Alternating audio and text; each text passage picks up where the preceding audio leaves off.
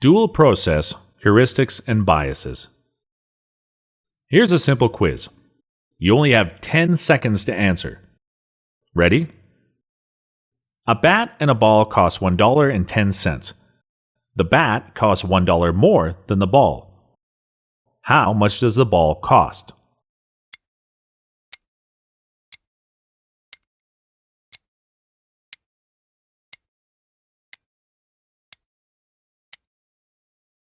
The time is up. What is your answer? It appears to require no more than a straightforward calculation. Most people will say 10 cents. But it is the wrong answer, because the cost of the bat would be $1.10 if it has to be $1 more than the ball. Then the cost of both is no longer $1.10. The correct answer is 5 cents. This quiz is an experiment that was conducted on college students. A staggering 80% of them failed. The reason we tend to get the answer wrong is that we solve the problem intuitively. With limited time, we cannot think deliberately and logically, the way we might have approached it in a math class. We are also too confident with our intuition and do not bother to examine it a little deeper. Because if we do, we wouldn't have offered an answer in the first place if we were unsure of it. The quiz is obviously meant to trick you. It is devised out of an understanding of the various ways that the mind works. And one of the prevailing theories is that we engage in two different modes of thinking: intuitive and deliberative. This is known as dual process theory. In his book, Thinking Fast and Slow, Nobel Prize winner Professor Daniel Kahneman labeled the two modes System 1 and System 2 thinking. System 2 thinking refers to the deliberative mode. It is a sequential and logical analysis of a problem to arrive at an answer, and we are very much aware of the process as it is taking place in our minds. Whenever we say we are thinking, we are likely referring to this mode. We use it when we solve challenging problems, conduct complex calculations, or evaluate among options. The same goes for someone who is facing new situations or recalling past events. Thinking in this manner requires effort and takes time, to such an extent that it can be mentally tiring. So, whenever possible, people would rather avoid engaging in it. System 1 thinking, on the other hand, is effortless. The process is intuitive and swift, so much so that it occurs almost automatically. We are hardly conscious that it is taking place.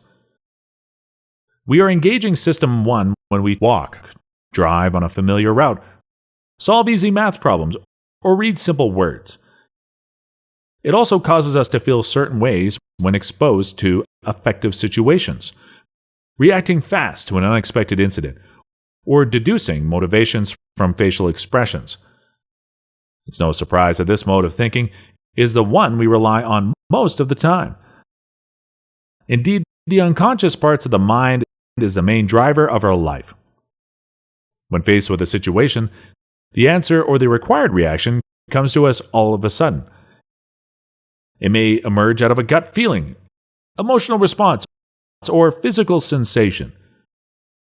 For example, we can get suspicious of someone without knowing why, or feel optimistic on a bright morning day for no specific reason. The primary source of intuitive thinking under System 1 is experience.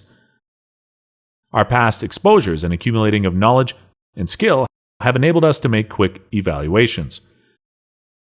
The mind does it through simple associations, and without going through the complete reasoning process required to make rational conclusions.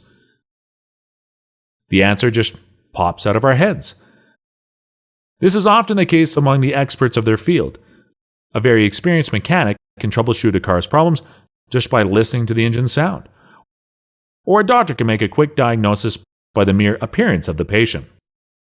Or a businessman picks a profitable venture with his keen sense of opportunity. We are constantly learning from our new experiences, and it continually shapes our intuitive sense. This enables a speedy evaluation of similar or new situations we would be facing. As each of us has a different set of experiences, our intuitive thinking capability is varied and depends on relevant circumstances. Someone brought up in a hostile environment would be overly cautious, and he would be quick to notice signs of danger. The other source of System 1 thinking is what is known as heuristic. Unlike intuition, heuristics are not based on deep knowledge. Instead, it is a reliance on various sets of simplifying strategies that we unconsciously employ. Hence, it is often described as mental shortcuts, a practical guide to making sense of the world in an efficient manner, similar to following the rules of thumb. For example, we meet a woman who says she works at the hospital, and we quickly assume that she's a nurse. However, she could very well be a doctor. But since there are more nurses than female doctors, our use of heuristic in this case would most likely yield the correct guess. Sometimes decisions have to be made for complex situations, or with a lot of uncertainty surrounding it.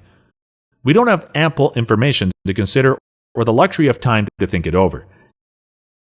And our own experience is insufficient to rely on.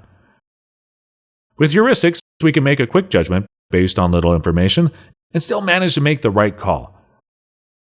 We don't need to look at the issue from every angle, consider every available alternative, and reason out every assumption. One of the heuristics we commonly and unconsciously employ is scarcity. The simplifying strategy implicit in this heuristics is things that are difficult to obtain are often more valuable than things that aren't. It is a rule of thumb that we derive instinctively. Hence, when faced with a scarcity situation, we leap to the conclusion of the value of the item without further analyzing the evidence. A dwindling supply of products indicates its high desirability among buyers. A shorter time frame of offer indicates an opportunity that will be forever missed if we are not quick to act. A limited quantity available hints at its exceptional quality. Like any approximation technique, sometimes heuristic leads us to a wrong conclusion. Since we are typically unaware of the basis of our judgment, we are prone to apply it inappropriately. The spontaneous generalization may not quite match the situation. In the scarcity example, the products could be in limited supply for other reasons, besides their desirability or presumed high quality. Or worse, the appearance of scarcity could be deliberately manufactured to induce the undeserved perception. Heuristics that are inappropriately applied resulted in a predictable error. This error is known as cognitive bias. Biases are broad tendencies, and the response is not necessarily consistent. The effect varies for different people at different times. However, numerous studies conducted have confirmed their significance. Knowledge of biases is one of the most reliable predictors of the many ways that human behavior can deviate from rational expectation, giving us a more accurate picture of how people judge and decide. Let's look at one example of the biases. You want to replace your laptop but cannot sell it at a reasonable price. The computer is still in good condition and has served you for many years, but the price that the market is willing to pay for it is outrageously low. So, you hold on to the underperforming machine. This experience is quite common whenever we want to let go of our prized possessions, like the bicycles, furniture, and souvenirs we collected over time. Hence, we tend to let them accumulate in the closets, storerooms, and garages. We discover that we value these items more than what other people are willing to pay for it. Yet, if we didn't have them in the first place, we too would not have agreed to buy at the price we set. The bias is called the endowment effect. Scientists have uncovered many other such heuristics and biases through observations and experimentations. In fact, over 100 of them so far. In this course, we would explore some of the more essentials and applicable among them. Your mastery of these selected topics will give you a head start in understanding, predicting, and influencing the decision process of others.